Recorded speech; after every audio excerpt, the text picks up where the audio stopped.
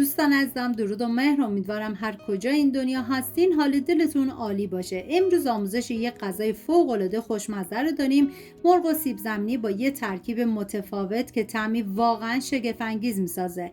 نتیجهش خیلی فراتر از انتظار میشه. بریم که با هم دیگه طرز تهیه‌اش رو ببینیم.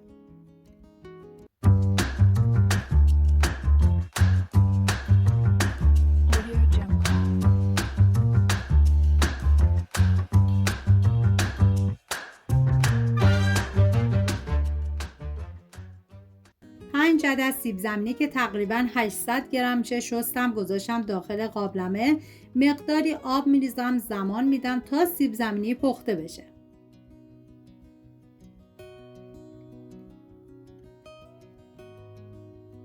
100 عدد پیاز رو به صورت نگینی ریز خورد میکنم. این غذا برای 5 نفر در نظر گرفته شده. شما به اساس تعداد نفرات مواد رو کم یا زیاد کنید.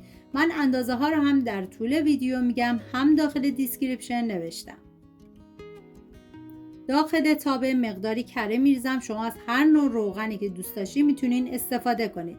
بعد از داغ شدن پیاز ریز شده رو میریزم داخل تابه، هم میزنم و میذارم تا پیاز کمی نرم و شیشه‌ای بشه.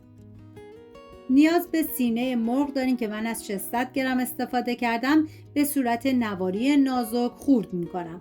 من غذاهای زیادی با مرغ درست کردم و همچنین غذاهای ملل که لینکشو گذاشتم داخل دیسکریپشن. دوست داشتید ببینید درست کنید و از خوردنش لذت ببرید.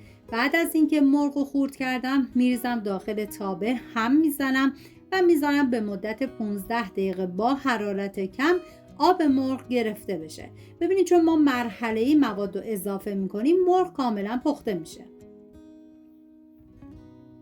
نیاز به 200 گرم قارچ دارین که به صورت اسلایسی برش میزنم. بهتون پیشنهاد میکنم اگه از غذای تکراری خسته شدین حتما این غذای خوشمزه رو امتحان کنید. بعد از 15 دقیقه نوبت اضافه کردن ادویه هست، شامل زردچوبه، فلفل سیاه، پودر تخم گشنیز، نمک و آویشن.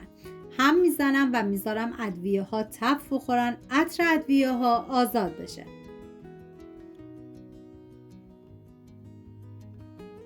و بعد از اینکه ادویه ها تف خوردن قارچ رو میریزم داخل تابه، هم میزنم و میذارم به مدت 10 دقیقه آب قارچ کاملا گرفته بشه. ببینید این غذا به هیچ عنوان نباید روغنی و نباید آبدار باشه.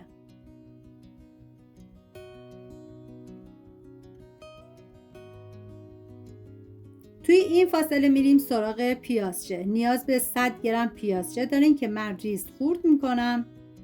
واقعا من هرچه از عطر و طعم این غذا بگم کمه. باید خودتون دست به کار بشین و درستش کنین. بعد از اینکه آب قارچ گرفته شد هم میزنم و پیازچه رو بهش اضافه میکنم. ما برای این غذا نیاز به 1 عدد فلفل دلمه‌ای کوچیکم داریم که من فلفل دلمه‌ای فریزری داشتم. اضافه میکنم، هم میزنم و 1 قاشق غذاخوری رو به گوجه فرنگیرم میریزم، هم میزنم و میذارم رب تف بخوره، رنگ رب باز بشه و 10 دقیقه دیگه زمان میدم تا این غذا بپزه. بعد از اینکه سیب زمینی ها پخته شدن پوستش رو بگیرید، بریزید داخل یه ظرف. همینطور که داغ هست باید سیب زمینی رو پوره کنید. 70 گرم کره بهش اضافه میکنم و مقداری نمک و فلفل سیاه.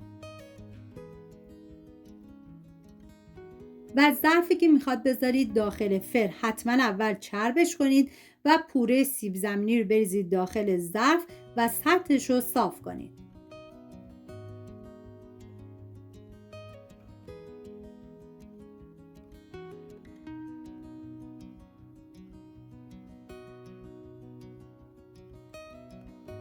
بعد از 10 دقیقه که به این مرحله رسید دیگه حرارت رو خاموش میکنم و میذارم مواد کمی خنک بشه. بعد از خنک شدن میریزم روی پوره سیب زمینی و ما برای این غذا نیاز به پنیر پیتزا داریم که من از 250 گرم استفاده کردم.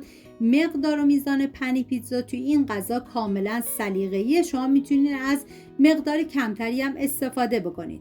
پنیر پیتزا رو میریزم روش و میذارم داخل فری که از قبل گرم شده با دمای 190 درجه به مدت 25 دقیقه.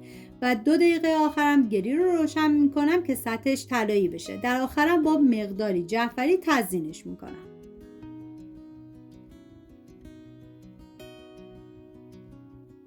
امیدوارم از این دستور لذت برده باشید، درست کنید و در کنار خانواده از خوردنش لذت ببرید.